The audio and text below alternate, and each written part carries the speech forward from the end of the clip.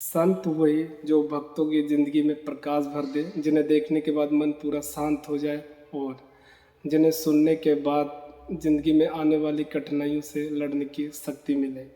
तो आज हम बात करेंगे एक ऐसे संत के बारे में जिनकी दोनों किडनी फेल है और डॉक्टर ने बहुत पहले ही उन्हें जवाब दे दिया था, पर वो आज भी जिंदा है। तो भारत के एक ऐसे महान संत हैं श्री प्रेमानंद जी महाराज। तो आज हम जानेंगे इनकी जीवन कथा, इनका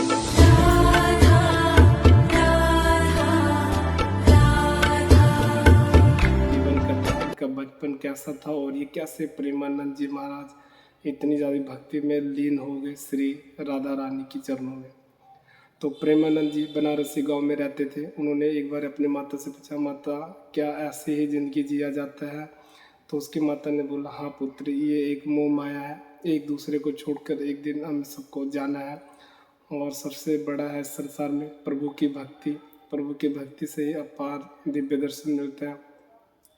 तो उनके ये सब सुनकर उनके मन में बहुत ज़्यादा निराशा हुई। तो उन्होंने सोचा श्री हरि की भक्ति करने के लिए, राधा रानी की भक्ति करने के लिए, तो वो एक अपने घर से कलश लिए और कुछ गीता वाली किताब वगैरह लिए और वो बनारसी घाट पर चले गए। वहाँ पर एक साधु संत बैठे हुए थे, वो उनके साथ रहने लगे और मंदिरों से दी गई भिक्षा खाने लगे। मंदिरों की लाइन में जहाँ पर भी प्रसाद वगैरह मिलता वो वहाँ लग जाते। इसी तरह से अपना गुजारा करने लगे।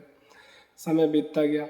एक बारी बनारसी गांव में कुछ वृंदावन से रासलीला करने के लिए, नाटक करने के लिए लोग आए हुए थे। तो प्रेमानंद जी को ये सब पता लगा। तो उन्होंने उस साधु से बोला कि यहाँ से रासलीला होता है, 1 महीने के लिए आयोजन किया गया, तो चलते हैं देखने रात को। तो उस साधु संत ने प्रेमानंद जी को बोला कि मैं ये सबसे हटके हूँ, ये सबसे परे हूँ, मैं श्री भक्ति में ही लीन रहता हूँ और श्री हरि का ये जाप करता रहता। ये सब सुनकर उन्होंने बोला नहीं जाना और प्रेमानंद जी बहुत निराश हुए सुन के। तो उन्होंने अकेला जाने का फैसला किया उस रासलीला को देखने के लिए। तो एक दिन वो रासलीला देखने गए, जो कि रासलीला था 1 महीने के लिए वहाँ पर आयोजन किया हुआ था। तो एक दिन उसे बहुत अच्छा लगा प्रेमानंद जी को और दूसरे दिन फिर वो रासलीला देखने गए। इसी तरह समय बीतता गया, वो रासलीला देखने जाते थे, महीना पूरा बीत गया। फिर वो जो नाटककार आए हुए थे वो वाराणसी को छोड़कर वृंदावन लौटने की जब उनकी बारी आई, तो ये प्रेमानंद जी को पता लगा। तो उन्होंने पूरा अपनी माँ से जिद किया कि मैं वृंदावन जाऊंगा, मैं यहाँ नहीं रहूँगा।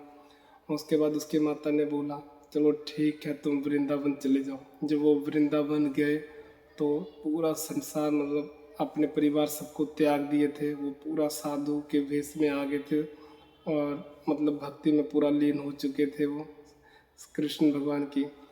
तो उनके जब वो कुछ वर्ष के हुए, 20 वर्ष के, तो उनकी दोनों किडनी खराब हो गई थी। तो वो डॉक्टर के पास चेकअप कराने गए। तो डॉक्टर ने बोला तुम 1-2 साल ही जीवित रहोगे, उसके बाद तुम्हारी मृत्यु हो जाएगी, तुम्हें कोई नहीं बचा पाएगा और ना तुम्हारे पास इतने पैसे हैं कि तुम दोनों किडनी चेंज करवा सकते हो।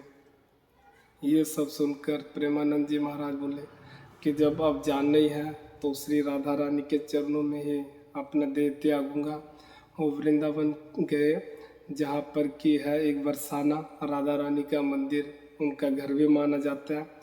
तो वहाँ पर राधा रानी के चरणों में रात भर सोए रहे, कुछ नहीं खाए ना पिए, वहीं पर बस उनकी भक्ति में राधा राधा करते रहे उनके चरणों में।